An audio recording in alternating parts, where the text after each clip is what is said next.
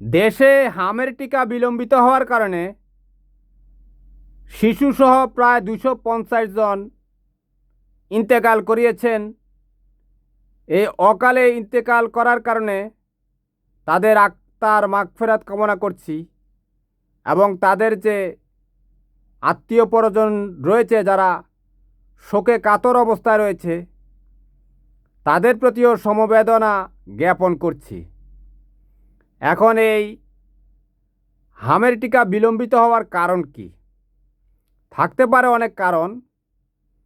আপনারা জানেন এখন এই হামের টিকা বিলম্বিত হওয়ার জন্য মিস্টার ইউনূসকে দায়ী করা হচ্ছে, যিনি অন্তর্বর্তী সরকারের প্রধান উপদেষ্টা ছিলেন।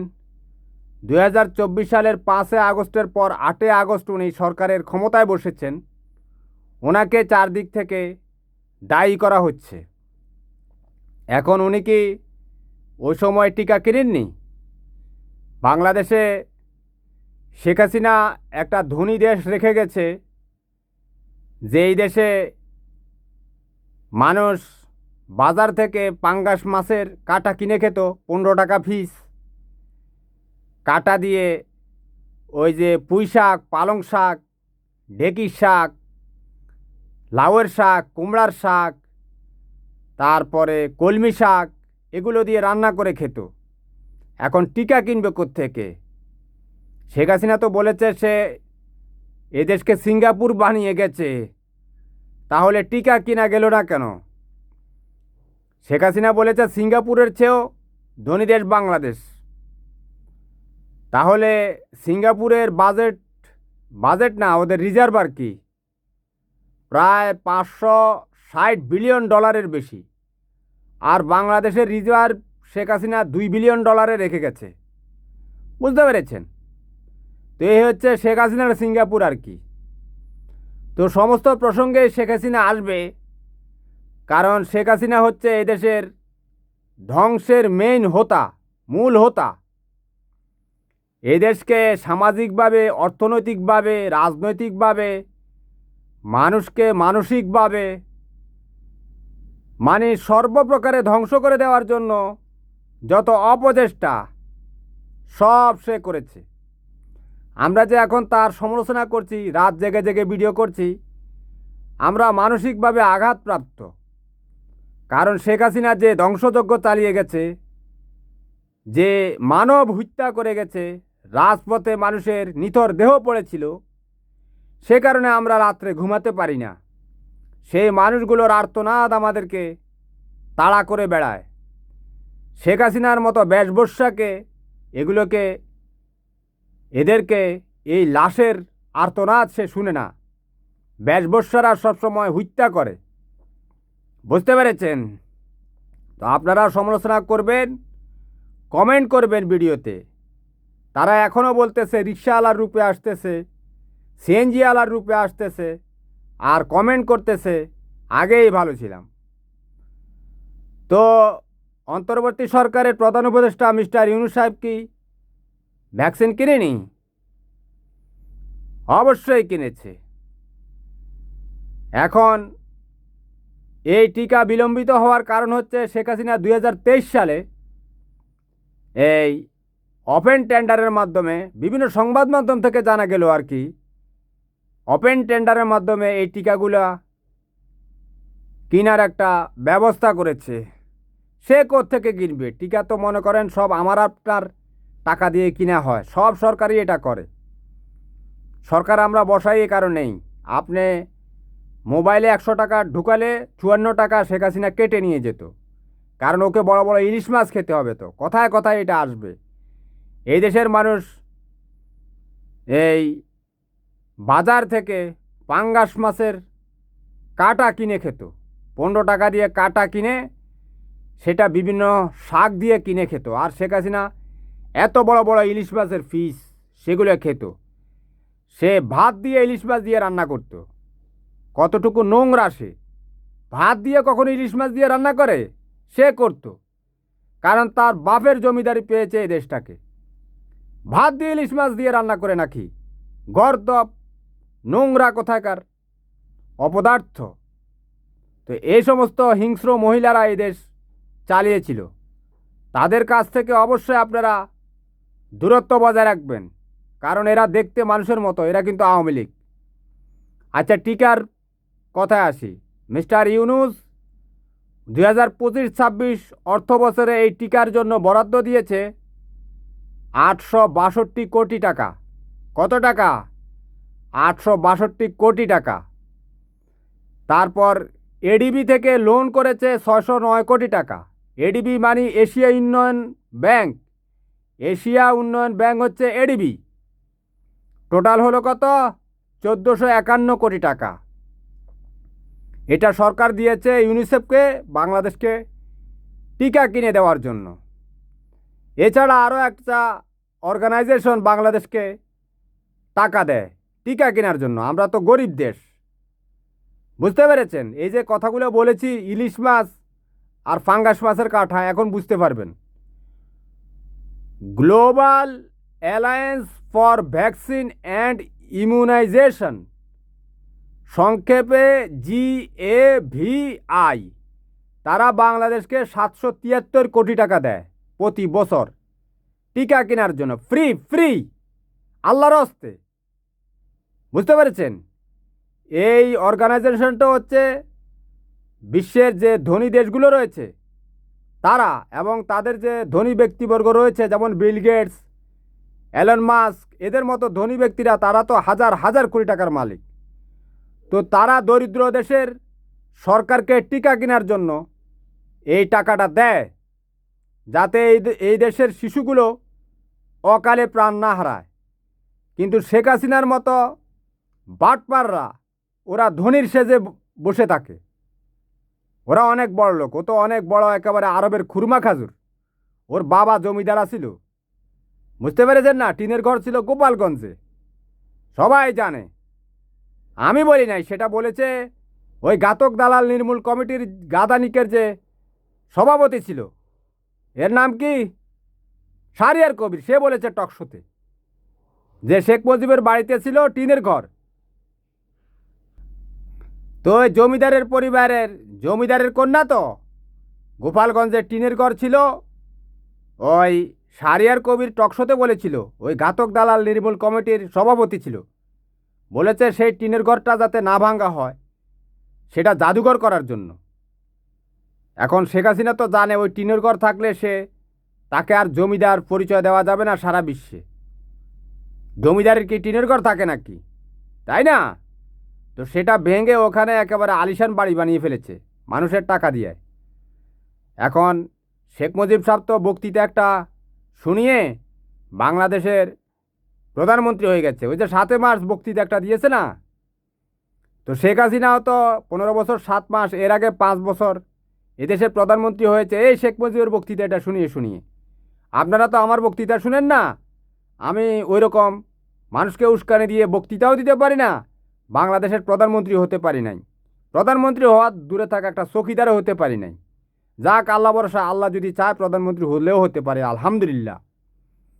তো এই হচ্ছে অবস্থা। তো শেখ হাসিনার জমিদারির কথা কেন বললাম? এই যে কথা প্রসঙ্গে বলতেছি, আপনারা যারা শুনবেন তারা মনোযোগ দিয়ে শুনবেন, কারণ Global Alliance for Vaccine and Immunization, সংক্ষেপে GAVI, তারা যে বাংলাদেশকে প্রতি বছর 773 কোটি টাকা দিত, সেটা 2029 সালের পর থেকে আর দিবে না। কেন দিবে না? ওই যে শেখ হাসিনার কথা এই জন্যই বলেছি, কারণ সে বাংলাদেশকে মধ্যম আয়ের দেশ বানিয়ে ফেলেছে। আন্তর্জাতিকভাবে সে ঘোষণা দিয়েছে যে বাংলাদেশ এই মধ্যম আয়ের দেশ হয়ে গেছে। মধ্যম আয়ের দেশ হয়ে গেলে সেই দেশকে বিশ্বের ধনী দেশগুলো বা ধনীরা কোনো রকম সাহায্য সহযোগিতা করে না। বলে যে তোমরা ধনী হয়ে গেছো, তোমাদের অনেক পয়সা কড়ি হয়েছে, মালপাতি হয়েছে, তোমরা টিনের ঘর ভেঙে এখন বিল্ডিং বানিয়ে ফেলেছ, এবার তোমাদের টিকা তোমরা কিনো। ঠেলা, এ হচ্ছে অবস্থা। বুঝতে পেরেছেন? এই ঠেলা মন্ত্রী, এই ঠোলা মন্ত্রী, এই ঠোলা প্রধানমন্ত্রী বাংলাদেশে এসে বাংলাদেশকে ও মানে শুটকি মেরে দিয়ে ও ভারতে পালিয়ে গেছে। তো এই সমস্ত কথা তো রিক্সাওয়ালা লীগ, সিএনজিওয়ালা লীগ সে তো জানে না। সে কি জানে Global Alliance for Vaccine and Immunization, সংক্ষেপে GAVI, প্রতি বছর বাংলাদেশকে 773 কোটি টাকা দিত। এখন 773 কোটি টাকাকে সে বলবে যে 773 টাকা। আমি এক মূর্খরে বলেছি, সে বলেছে 773 টাকা কোনো টাকা হলো নি। যখন বললাম যে আরে মূর্খ, 1 কোটি টাকা করে যদি দেওয়া যায় 773 জন প্রত্যেকে 1 কোটি টাকা করে ভাগে পাবে, এখন সে থমকে গেছে, কয় কি এত টাকা? আমি কই তোর মতো ঘন্টা মূর্খ লীগ, রিক্সাওয়ালা লীগ, একজনকে যদি 1 কোটি টাকা 1 কোটি টাকা করে দেওয়া হয়, 773 জন রিক্সাওয়ালা লীগকে কোটিপতি বানানো যাবে। এখন এরপর তার হুঁশ ফিরে এসেছে, বুঝতে পেরেছেন? 773 টাকা, সে সারা জীবন রিক্সা চালিয়ে 773 টাকা ইনকাম করেছে, 773 কোটি টাকার কে বুঝবে? এই সমস্ত মূর্খরা ভোট দেয় শেখ হাসিনার নৌকায়। এখন নৌকা নিয়ে একেবারে ভারতে পালিয়ে আছে। হ্যাঁ, তো এই হলো গিয়ে অবস্থা। তো এই টিকা নিয়ে দীর্ঘ পরিস্থিতি সারা বিশ্বব্যাপী আলোচনা হচ্ছে, বাংলাদেশে আলোচনা হচ্ছে, আওয়ামী লীগের প্রপাগান্ডাগুলো আলোচনা করছে। এখন এই প্রপাগান্ডা কে নিয়ে আসলো? নিয়ে আসছে 30শে এপ্রিল 2026 অনিক রহমান নামক এক ফটো সাংবাদিক। ও ফটো তোলে আর কি। তার একটা ম্যাগাজিন আছে, সায়েন্স ম্যাগাজিন। সে এটা প্রকাশ করেছে যে 2025 সালের বাংলাদেশ সরকার, ডক্টর ইউনূসের সরকার হামের টিকা কিনেনি। এই কারণে এই শিশুরা, এই যে 250 জন, তারা অকালে প্রাণ হারিয়েছে। এরপর 1 মে 2026 ভারতের দ্য প্রিন্ট এই 250 শিশু মারা যাওয়ার নিউজ করে এবং তারা বলে যে বাংলাদেশ ভারত সীমান্তে যাতে নজরদারি রাখে, যশোর সীমান্ত দিয়ে, যাতে বাংলাদেশ থেকে এই ভাইরাস ভারতে ছড়িয়ে না পড়ে। বুঝতে পেরেছেন? এরপর 2রা মে বিজনেস স্ট্যান্ডার্ড আর কি, BDNews24.com এবং ডেইলি স্টার এই হামের টিকা নিয়ে তারা এই নিউজ দেয়।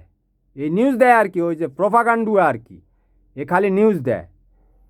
2রা মে ভারতের সোশ্যাল নিউজ XYZ, তারাও কিন্তু এই হামের টিকা নিয়ে নিউজ দেয়, ভারতীয় আর কি। 3রা মে ভারতের RSS অর্গানাইজার, তারাও নিউজ দেয় এবং তারা তো আরও অগ্রসর হয়ে বলে বাংলাদেশের সংখ্যালঘু নির্যাতনের কারণেই এই হাম ছড়িয়ে পড়েছে।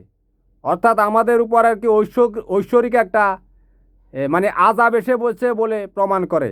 RSSের মতো উগ্র জাঙ্গিয়া হিন্দুত্ববাদী, তোমরা ঐশ্বরিক বিষয়গুলো বুঝো? হ্যাঁ, মল দিয়ে ফুতুল টুতুল বানাইয়া ওইটা লই দৌড়াদৌড়ি করো, সারা পৃথিবী মলে ভরে গেছে। তোমরা এ মল ত্যাগ করে প্রতি বছর কি 140 কোটি মানুষের মধ্যে 100 কোটি মানুষের টয়লেট নেই ভারতে। যেখানে সেখানে মল ত্যাগ করে পৃথিবীর মাটিগুলো, পানিগুলো সব দূষিত করে ফেলছে। এ ভারতীয়রা আমাদের নিয়ে সংবাদ প্রকাশ করে, আমাদের নিয়ে বিভিন্ন রকম ছলছাত্রীমূলক নিউজ তারা করতেছে সারা বিশ্বব্যাপী। এদের এ সমস্ত এই ঔদ্ধত্যের জবাব দিতে হবে। তোমরা কেন আমাদেরকে নিয়ে নিউজ করো? হ্যাঁ, তোমাদের দেশে এইডস আক্রান্ত, পৃথিবীর সবচেয়ে বেশি এইডস আক্রান্ত রোগী হচ্ছে ভারতে। তোমাদের এইডস আক্রান্ত হওয়ার কারণে আমেরিকার শীর্ষধনী বিল গেটস প্রতি বছর তোমাদেরকে 200 কোটি টাকা দেয় কন্ডম কেনার জন্য। তোমরা যেখানে সেখানে মলত্যাগ করো, কন্ডমের মধ্যে মলত্যাগ করতে পারো না। পাগলের হাড্ডি কোথায়কার। হ্যাঁ, তোমরা গুইসাপকে ধর্ষণ করে দাও, তারপরে ছাগল পাগল সবগুলোকে ধর্ষণ করে দাও। একদিন নিউজে দেখলাম কুকুরকে ধর্ষণ করে গর্ভবতী করে দিয়েছে ভারতীয়রা। কুকুর একটা ধর্ষণ করার বিষয় নেই, কয়দিন পরে হয়তো বিড়ালকে ধর্ষণ করে দেবে এরা। বুঝতে পেরেছেন? গ্রিনেস বুক ওয়ার্ল্ডে রেকর্ড করার জন্য আর কি। এই ভারতীয়রা হচ্ছে একটা অদ্ভুত প্রাণী। আল্লাহ যদি এদের হেদায়েত করে,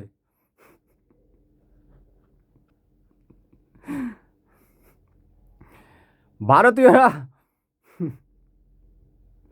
ভালো হয়ে যাও, ভালো হয়ে যাও। তোমরা এভাবে ধর্ষণ করতেছ, এটা কিন্তু খুবই খারাপ কাজ।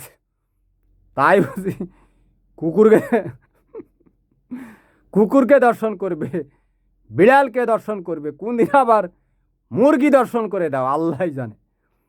গ্রিনেস বুক ওয়ার্ল্ডে রেকর্ড করতে হবে না। অদ্ভুত প্রাণী।